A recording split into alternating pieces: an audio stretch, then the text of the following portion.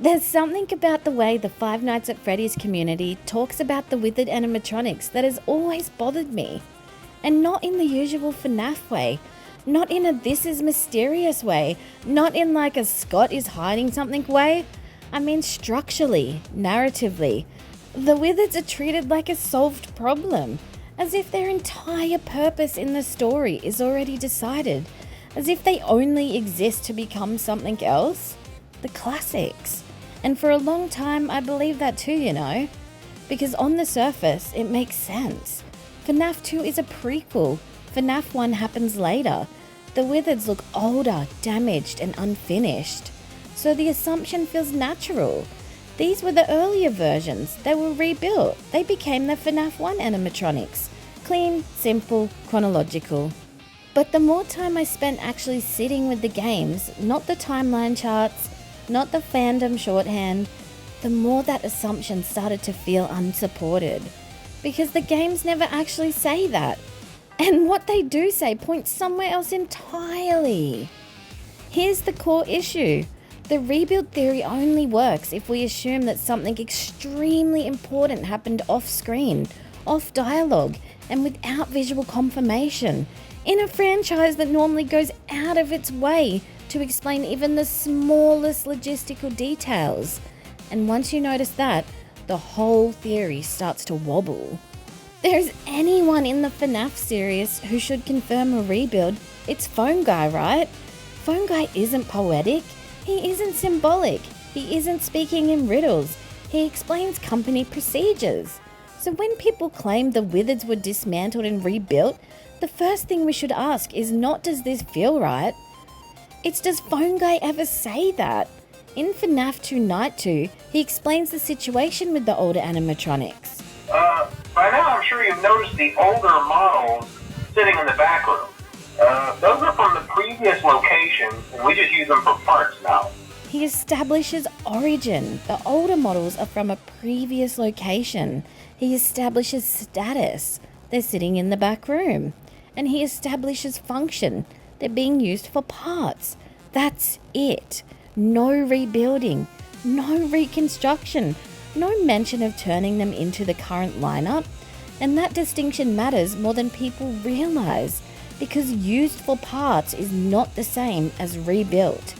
In real world terms, using something for parts means removing motors, salvaging wiring, swapping joints and replacing broken components. It does not mean stripping an entire animatronic down and re-engineering it into a different generation. If that were the case, the language would change. And we know this, because Phone Guy does talk about repair. The idea at first was to repair them. They even started retrofitting them with some of the newer technology, but they were just so ugly, you know? This is where most theories quietly skip a step. Repair was considered, yeah, retrofitting was attempted, and then it was abandoned. They didn't finish the repairs and they didn't succeed. They chose a new direction instead.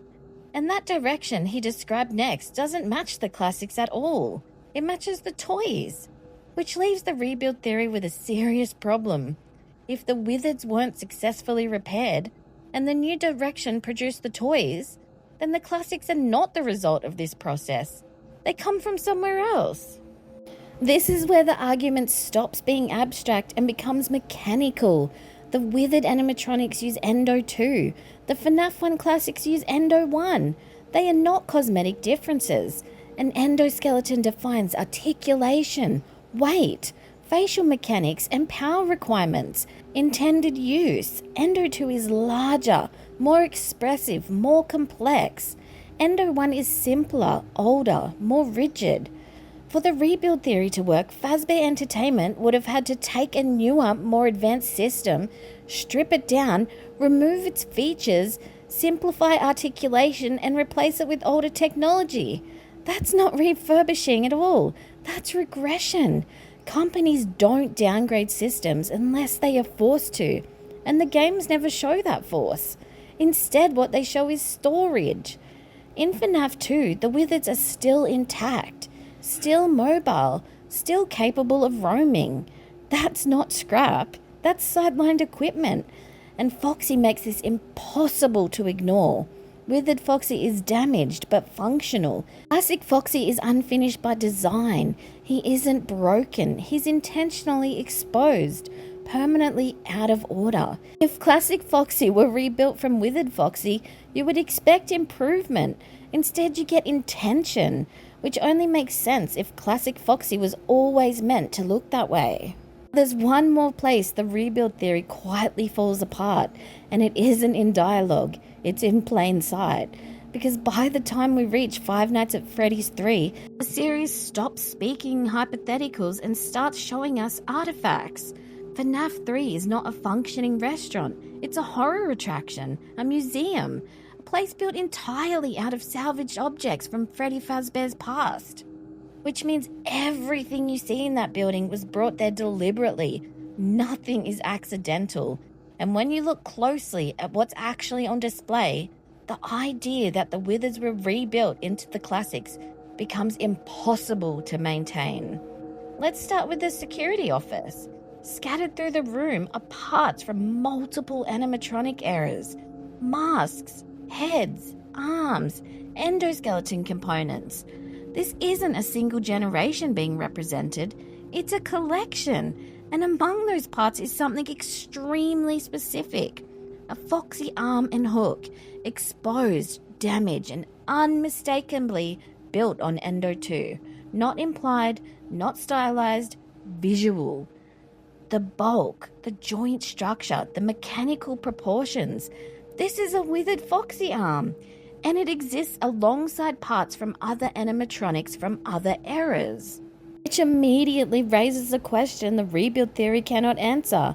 Why would a Withered Foxy component exist at all if Withered Foxy was fully rebuilt into Classic Foxy? If the Withers were dismantled and transformed, their original parts shouldn't exist independently anymore.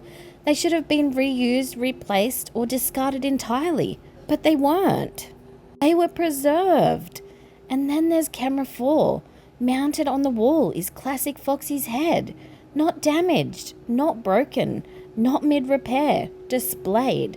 A finished classic animatronic component, hanging separately from the withered parts we see elsewhere. This is where the rebuild theory collapses under its own weight. Because what FNAF 3 is showing us is not a linear evolution, it's coexistence. A Withered Foxy arm, Endo 2, still identifiable as its own thing. A classic Foxy head, Endo 1, existing independently, intact and complete. 2 different generations, 2 different builds, 2 different purposes, in the same building. If Classic Foxy were rebuilt from Withered Foxy, these artifacts should not exist separately. You wouldn't have an Endo 2 limb from a dismantled animatronic and an Endo 1 head from its supposed rebuild form. That would imply Fazbear Entertainment rebuilt an animatronic and then somehow retained spare parts from its previous incarnation. This isn't how rebuilding works. That's how storage works. That's how archiving works. That's how a company that never fully disposes of anything operates. And remember what Fazbear Frights is meant to be? It's not a factory. It's not a repair facility. It's a curated attraction designed to showcase the company's history, including its failures. Which means the Withered Foxy arm wasn't overlooked. It was chosen because it represents a specific era, just like the classic Foxy head represents another. This is the visual equivalent of everything Phone Guy told us years earlier. Older models, useful parts, stored, not rebuilt. FNAF 3 doesn't contradict the games before it. It confirms them. Once you accept that, the rebuild theory no longer has anywhere to stand. Not in dialogue, not in mechanics, not in visual storytelling. The games aren't hiding the truth. They're showing it to us piece by piece. Literally. People often forget that FNAF 1 still references stored suits. Hey, do me a favor. Maybe sometime you could check inside those suits in the back room. Storage didn't disappear after FNAF 2, so the question becomes simple. Why do we assume the Withers were destroyed? The answer is because it feels cleaner. But FNAF has never been clean. It's been about overlapping generations, abandoned projects, and companies that reuse what's cheapest. and the movies quietly reinforce this. They show multiple animatronic generations existing at the same time. They show storage. They show preservation, not replacement, not as a retcon, as clarification. So when you zoom out, the rebuild theory isn't wrong because it's impossible. It's wrong because it's unnecessary. The Withers don't need to become the classics for the timeline to work. In fact, the story makes more sense if they don't. They were shelved, cannibalized for parts, left behind. And the FNAF 1 classics, they were always their own generation. You don't have to abandon the rebuild theory if you enjoy it, but Canon doesn't support it. Canon points to coexistence. And once you see that, the timeline doesn't collapse. It clarifies.